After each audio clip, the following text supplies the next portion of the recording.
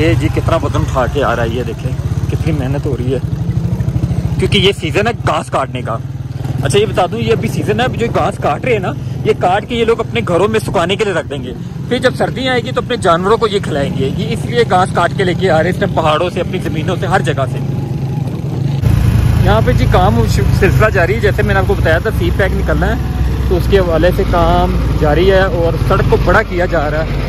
हर जगह पे आस्ता आस्ता लगे हुए सड़क को बड़ा करने के लिए, जैसे कि ये आप देख रहे हैं। अस्सलाम वालेकुम, ये रोड है जी, अब इसको तैयार किया जा रहा है और पानी के बिल्कुल साथ ही ये रोड है। अच्छा, इसको बड़ा किया जा रहा है इस टाइम पे और उम्मीद है कि कुछ सालों में ये शीशा कारपेट रोड बन जाएगा और आप यहाँ पे इंजॉय कर सकेंगे। और आगे एक खूबसूरत पुल मुझे नज़र आ रहा है, क्या बात, यहाँ पानी आ गया है तो इन्होंने रास्ता यहाँ से निकाल दिया और ये एक लकड़ी का पुल यहाँ बना हुआ है और यहाँ की खूबसूरती इधर से शुरू हो जाती है जनाब अली।